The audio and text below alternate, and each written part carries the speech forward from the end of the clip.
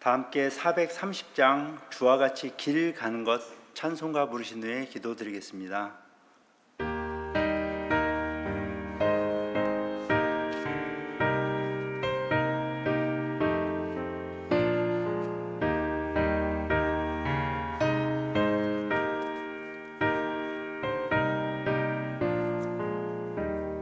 주와 같이 길 가는 것 즐거운 일 아닌가.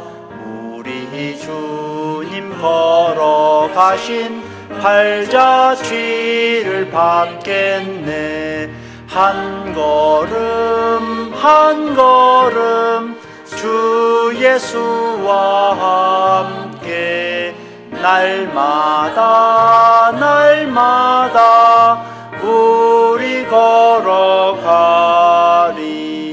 어린아이 같은 우리 미련하고 악하나 주의 손에 이끌리어 생명길로 가겠네.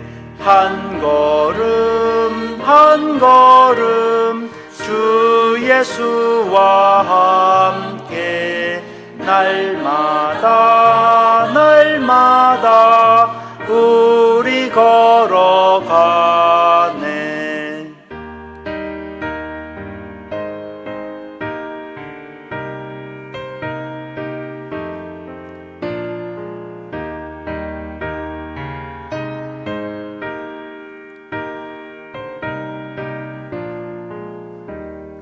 꽃이 피는 들판이나 험한 골짜기라도 주가 인도하는 대로 주와 같이 가겠네. 한 걸음 한 걸음 주 예수와 함께 날마다 날마다 우리 걸어가리. 옛 선지자의 녹같이 우리들도 천국에 들려 올라갈 때까지 주와 같이 걷겠네. 한 걸음 한 걸음 주 예수와 함께 날마다 날마다 우리 걸어가리. 하나님 아버지, 새로운 아침을 주시고 하나님 앞에 나와 예배드리게 하시니 감사합니다. 우리 주 예수 그리스도의 십자가 대속으로 우리에게 생명을 주시고 진리의 말씀 안에 살게 하시니 감사를 드립니다. 주님, 이 시간에도 성령의 충만함을 사모합니다. 우리에게 회개의 영을 주셔서 우리의 모든 죄를 자복하고 죄의 용서받은 큰 기쁨과 자유함을 누리며 살게 하여 주시옵소서. 순종의 영으로 항상 성령으로 충만하여 주님의 뜻을 알게 하시고 그 뜻을 따라 살아갈 수 있도록 주님 인도하여 주옵소서. 또한 증인의 영으로 충만하게 하여 주셔서 세상 사람들에게 예수 그리스도의 증인으로 살 수 있도록 주님 도와주시옵소서. 우리 화미교회 온 성도들에게 은혜와 긍휼을 더하여 주시옵소서. 고난 중에 있는 성도들이 주님과 더욱더 깊이 있게 동행하며 말씀과 기도로 모든 역경을 이길 수 있도록 큰 믿음을 허락하여 주옵소서. 주님과 동행하는 복을 더하여 주시옵소서. 하나님, 우리 조국 대한민국을 지켜주옵소서.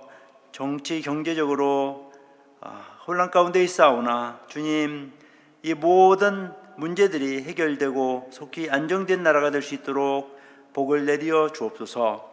온 교회가 평안한 환경 속에서 아버지 하나님께 예배드릴 수 있는 나라가 되게 하여 주시옵소서.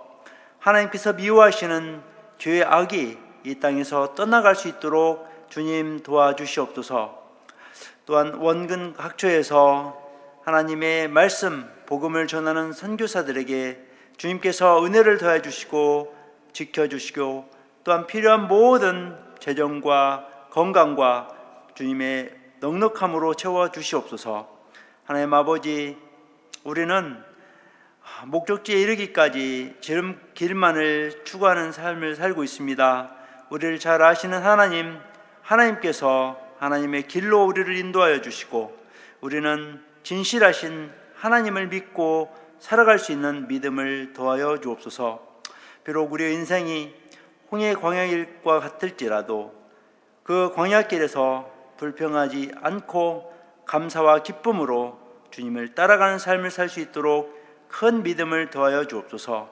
오늘도 주님의 말씀으로 우리를 인도하여 주시옵소서. 우리 주님 예수님의 이름으로 감사하며 기도드리옵나이다. 아멘. 오늘 함께 나눌 하나님의 말씀은 출애굽기 13장 17절에서 21절까지입니다. 제가 봉독하여 드리겠습니다. 바로가 백성을 보낸 후에 블레셋 사람의 땅의 길은 가까울지라도 하나님이 그들을 그 길로 인도하지 아니하셨으니 이는 하나님이 말씀하시기를 이 백성이 전쟁을 하게 되면 마음을 돌이켜 애굽으로 돌아갈까 하셨음이라. 그러므로 하나님이 홍해의 광야길로 돌려 백성을 인도하시매 이스라엘 백성이 애굽 땅에서 대열을 지어 나올 때에 모세가 요셉의 유고를 가졌으니 이는 요셉이 이스라엘 자손으로 단단히 맹세하게 하여 이르기를 하나님이 반드시 너희를 찾아오시리니 너희는 내 유고를 여기서 가지고 나가라 하였음이더라. 그들이 숫곳을 떠나서 광야 끝 에담의 장막을 치니 여호와께서 그들 앞에서 가시며 낮에는 구름 기둥으로 그들의 길을 인도하시고 밤에는 불 기둥을 그들에게 비추사 낮이나 밤이나 진행하게 하시니 낮에는 구름 기둥 밤에는 불 기둥이 백성 앞에서 떠나지 아니하니라. 아멘. 오늘 말씀의 제목은 광야길로 인도하시는 이유입니다. 우리가 복음을 듣고 예수님을 믿을 때에 기적이 일어납니다. 하나님께서 예수 믿는 사람을 구원하여 하나님의 자녀로 삼아주시고 이 세상에서 그들의 인생 길을 책임지고 인도하여 주십니다. 모든 일이 합력하여 선을 이루게 하시고 또한 장차 영원하고 영광스러운 천국으로 인도하시기 때문입니다. 그런데 우리가 예수님을 믿을 때에 여전히 이 세상에서 고생하며 공고한 인생을 살아갑니다. 그 이유는 무엇일까요? 우리가 예수 그리스도를 믿고 신앙생활을 해나가면서 우리의 믿음은 점차 성장합니다. 기도와 말씀 그리고 성도 간의 교제, 전도와 또 봉사, 섬김 같은 교회 생활을 중심으로 우리는 이 세상에서 하나님의 인도하심을 따라 승리하는 삶을 살아가게 되지요. 특별히 기도와 하나님의 말씀으로 하나님의 뜻을 따라 살겠다고 다짐도 하고 또한 세상의 죄악된 삶을 단절하고 멀리하고 하나님의 말씀대로 순종하며 살겠다는 의지로 또 다짐을 하기도 합니다. 그런데 우리는 여전히 여러 가지 문제와 또 어려움이 계속되기도 합니다. 우리가 하는 기도가 어떤 때는 바라는 대로 해결될 때도 있지만 때로는 하나님의 응답은 예스가 아니라 우리가 원치 않는 노일 때도 있고 또한 한없이 기다리게 하실 때도 있습니다. 왜 하나님께서 우리 자신의 그 원함대로 살지 않게 하시고 우리가 예상치 못한 일들을 주시는 것일까요? 우리가 원하는 지름길로 인도하지 않으시고 먼 길로 이렇게 돌아가도록 인도하실까요? 오늘 본문 말씀을 통해서 내 길이 아닌 광야의 길로 인도하시는 이유에 대해서 하나님의 뜻을 상고하기를 원합니다. 자, 흔히 성도의 삶의 길은 광야의 길이라고 표현합니다. 이것은 출애굽 당시에 이스라엘 백성이 가나안을 목적으로 그 광야의 길로 행진했던 역사적인 사실에서 비롯된 표현이라고 할 수 있습니다. 출애굽 이후 가나안까지 이르는 이스라엘의 그 길은 여러 가지 면에서 우리 성도들의 인생길과 비슷하다는 것을 발견하게 됩니다. 우리는 이스라엘의 광야 여정을 통해서 우리 나그네 생활을 조명해 볼 수 있겠습니다. 오늘 본문에는 하나님이 출애굽 이후 이스라엘을 가나안 땅으로 들어가는 그 직선 코스였던 블레셋 길로 인도하지 않으시고 홍해 광야 길로 돌아가도록 인도하셨다고 기록하고 있습니다. 출애굽기 13장 17절 말씀이지요. 바로가 백성을 보낸 후에 블레셋 사람의 땅의 길은 가까울지라도 하나님이 그들을 그 길로 인도하지 아니하셨으니 이는 하나님이 말씀하시기를 이 백성이 전쟁을 하게 되면 마음을 돌이켜 애굽으로 돌아갈까 하셨습니다. 블레셋 사람의 땅은 이 가나안을 의미하죠. 그 길은 애굽에서 가나안으로 가는 지름길입니다. 그 블레셋의 해안 도시 가사를 통해서 가는 지중해 해안길이었습니다. 이 길은 약 4일 정도밖에 걸리지 않는 가까운 거리였습니다. 이 길은 요셉이 그 대상들에게 노예로 팔려서 애굽으로 올 때 지나왔던 길이기도 하죠. 이 길은 또한 인류 문명 발상지인 메소포타미아와 이 애굽을 연결하는 주요 도로이기도 합니다. 특히 이 길은 애굽의 그 18조 왕조가 북방 정책의 일환으로 빈번히 이용했던 중요한 도로이기도 했습니다. 그러나 이 길은 당시에 그 철기 문화를 배경으로 강력한 세력을 형성했던 호전적인 백성들, 곧 블레셋 족속이 기다리고 있었던 길입니다. 이에 비해 이스라엘 백성들은 애굽의 노예 생활을 마감한 지 얼마 안 된 관계로 아주 체계적이지도 못했고 조직적이지도 않았습니다. 만약에 전쟁을 치른다면 군사적인 준비뿐만 아니라 마음 자세도 준비되지 못한 상태였습니다. 이에 반해서 블레셋의 5 족속, 그러니까 가사, 아스글론, 아스돗, 가드, 에그로는 상호 동맹을 이렇게 맺고 있었던 강력한 연합 국가였습니다. 만약에 이 블레셋 군대와 맞부딪히게 되면 이스라엘 백성들은 낙심하고 출애굽을 후회하면서 다시 애굽으로 돌아갈 소지가 충분했던 것이죠. 하나님께서는 이것을 방지하기 위해서 약 6배 이상 되는 먼 길로 그들을 인도하신 것입니다. 물론 하나님의 능력이 부족해서가 아니라 이스라엘의 나약함을 깊이 인식하신 까닭이기도 했습니다. 그러나 아마 하나님께서 모세가 이전에 하나님을 만났던 시내산으로 이스라엘을 인도하시기 위한 그러한 조치이기도 했습니다. 이러한 조치는 모세에게 주신 시내산 언약을 이루시기 위한 하나님의 목적이 담겨져 있습니다. 출애굽기 3장 11절 12절 말씀이죠. 모세가 하나님께 아뢰되 내가 누구이기에 바로에게 가며 이스라엘 자손을 애굽에서 인도하여 내리이까. 하나님이 이르시되 내가 반드시 너와 함께 있으리라. 네가 그 백성을 애굽에서 인도하여 낸 후에 너희가 이 산에서 하나님을 섬기리니 이것이 내가 너를 보낸 증거니라. 이 산에서 하나님을 섬기리니, 하나님은 사람과 맺은 언약은 반드시 지키시는 하나님이시죠.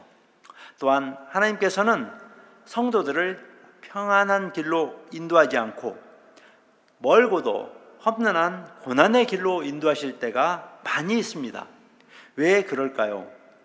우리는 하나님의 마음을 완전하게 다 이해할 수 없지만 하나님께서 우리를 힘겨운 길로, 홍해의 그 광야길로 인도하실 때는 하나님의 목적이 있다는 것을 알려주시는 것입니다.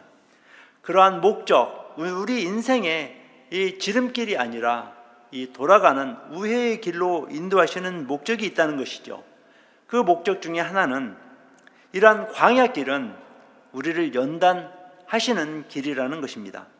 하나님께서 이스라엘을 광야길로 인도하시는 것은 자기 백성을 연단하시기 위함이었습니다. 시험과 시련으로 백성을 연단시키어서 가나안 땅을 상속받을 수 있는 성숙한 백성이 되도록 광야의 길로 인도하십니다. 광야의 길은 거칠고 험한 길입니다. 죽음의 위협 있고 또 어려운 환경을 만날 때도 있습니다. 참기가 힘들고 또한 시험이 다가오기도 합니다. 그럴 때마다 우리는 절망을 생각하고 또 죽음을 생각하기도 합니다. 그러나 그것은 우리를 멸망시키시기 위함이 아니라 우리를 연단시켜서 더욱 성숙한 인격으로 만들어주시는 하나님의 은혜로운 길입니다. 야고보서 1장 2절에서 4절 말씀에는 믿음의 시련이 우리를 온전케 한다는 목적이 있다고 말씀하고 있지요. 야고보서 1장 2절에서 4절 말씀입니다. 내 형제들아, 너희가 여러 가지 시험을 당하거든 온전히 기쁘게 여기라. 이는 너희 믿음의 시련이 인내를 만들어내는 줄 너희가 알미라. 인내를 온전히 이루라. 이는 너희로 온전하고 구비하여 조금도 부족함이 없게 하려 함이라. 우리가 광야 같은 이 세상을 인내하며 행진해 나갈 때에 하나님께서는 우리에게 더 없는 크신 사랑으로 인도하시고 결국은 예수님을 닮은 성품을 가진 사람으로 천국에 입성하도록 하실 것입니다. 두 번째는 광야길은 우리를 유익하게 하는 길입니다. 본문을 보면 이스라엘 백성들이 전쟁을 무서워하는 연약한 백성임을 알 수 있습니다. 가나안에서 수많은 전쟁을 치러야 할 이스라엘 백성들이 이렇게 연약해서는 그 땅을 차지할 수 없다는 것입니다. 당장은 멀고 험해도 그 길을 통해 이스라엘 백성은 훈련되고 성장해서 가나안 전쟁의 승리자로 변화될 필요가 있었던 것입니다. 하나님께서 인도하시는 길은 비록 평탄한 길이 아닐지라도 결국 종국에 가서는 유익을 가져다는 길입니다. 모세가 이스라엘의 위대한 지도자가 되기까지, 그리고 요셉이 애굽의 총리 대신에 그 자리에 오르기까지 수많은 고난을 겪었습니다. 십자가 없이는 영광이 없다는 말이 진리입니다. 겨울만 있거나 여름만 있는 곳에서 자라는 나무에는 나이테가 없다고 합니다. 여름과 겨울의 온도 차이가 많이 나는 곳에서 자라는 나무에는 아주 선명하고 아름다운 나이테가 있습니다. 인생에 고난을 겪으면서 얻은 그러한 수많은 교훈들은 심오함이 됩니다. 이제 우리는 현실의 평안함에 도취되지 말고 비록 현실이 고달프고 힘들어도 궁극적으로 우리에게 유익을 주는 신앙의 길을 그 길로 나아가야 하는 것입니다. 최근 우리나라가 정치와 경제 혼란스럽고도 어렵습니다. 기업도 어렵고 가정 경제도 어려운 시기가 다가오고 있습니다. 죄악이 관영하고 하나님 말씀대로 실천하며 살아가기는 참 어려운 환경입니다. 이러한 어려움은 하나님께 주신 말씀과 기도로 잘 이겨내야 합니다. 예수님의 성품을 닮은 인격으로 더욱더 성장해 나가야 할 것입니다. 이를 위해 우리는 더욱 기도와 말씀 그리고 증인의 삶을 살아갈 수 있도록 신앙생활에 깨어 있어야 합니다. 인생의 광야길에 결국은 우리에게 복을 주시는 하나님, 선을 이루시는 하나님을 예배하며 살아가야 하는 것입니다. 세 번째, 광야의 길은 우리에게 하나님을 아는 지식을 더하게 하는 길입니다. 430여 년 노예 생활은 이스라엘 백성들로 하여금 하나님을 잊어버리거나 하나님을 왜곡하게 되는 그런 생각을 갖도록 하기에 아주 충분한 시간이었습니다. 따라서 하나님께서는 이스라엘 백성을 약속의 땅으로 이끄시기 전에 그들을 가르치시고 훈련시키셔야만 했습니다. 바로 그 신앙 훈련의 산 교육장으로서 광야길을 택하셨던 것입니다. 이로써 이스라엘은 광야에서 다시금 하나님의 그 품성을 바로 깨닫고 과연 하나님께서 자신들에게 어떤 이신가 이것을 알 수 있었습니다. 그리고 무엇보다 자신들을 향하신 하나님의 뜻을 알 수 있었습니다. 이스라엘 백성들이 광야 생활을 마치고 가나안 땅에 들어가기 직전에 하신 말씀, 신명기 8장에서 볼 수 있습니다. 신명기 8장 2절이죠. 네 하나님 여호와께서 이 40년 동안에 내게 광야길을 걷게 하신 것을 기억하라. 이는 너를 낮추시며 너를 시험하사 내 마음이 어떠한지 그 명령을 지키는지 지키지 않는지 알려 하심이라. 아멘. 우리는 하나님 앞에서 겸손해야 합니다. 교만하면 하나님을 믿을 수도 없고 결국은 패망할 수밖에 없습니다. 성경에 나오는 많은 사람들이 교만해졌기 때문에 하나님의 뜻에서 벗어나 죄악의 길로 실족하는 길로 갔던 사례들을 많이 볼 수 있습니다. 오늘날에도 마찬가지로 교만은 우리를 망하게 합니다. 광야는 우리를 낮아지게 하고 겸손하게 합니다. 광야에서 우리는 하나님을 경험하기 쉽습니다. 하나님만 의지하고 하나님만 바라보게 하지요. 사실 우리 주변에 고달픈 삶, 어려운 환난을 겪어본 성도일수록 하나님의 뜻을 더욱 선명히 이해하는 그러한 아름다운 모습들을 발견할 수 있습니다. 하나님께서 우리에게 광야의 길을 주시는 이유는 그분이 우리를 사랑하시는 증표요, 우리에게 하나님을 정확하게 소개하시려는 하나님의 사랑으로 이해할 수 있습니다. 이제 말씀을 정리합니다.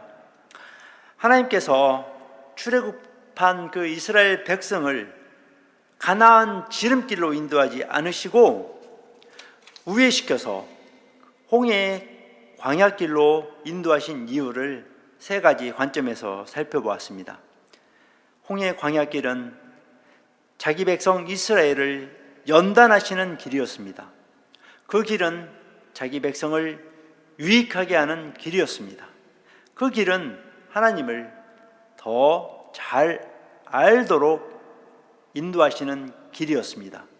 하나님께서 인도하시는 길은 사람이 보기에 때로는 고통스럽고 불투명하지만 결국에는 우리를 영광스러운 목적지에 이르게 하십니다. 세상 사람들이 추구하는 지름길이 항상 최선의 길이 아닙니다.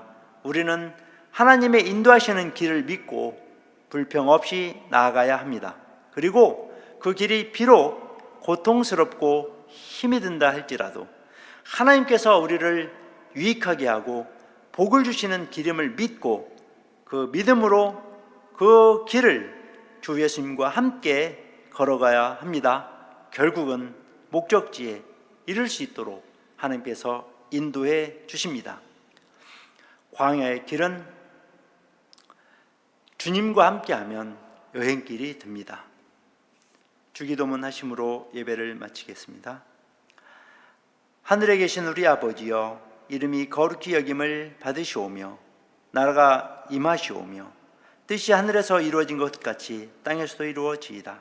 오늘날 우리에게 일용할 양식을 주시옵고 우리가 우리에게 죄 지은 자를 사하여 준 것 같이 우리 죄를 사하여 주시옵고 우리를 시험에 들게 하지 마시옵고 다만 악에서 구하시옵소서. 대개 나라와 권세와 영광이 아버지께 영원히 싸움나이다. 아멘.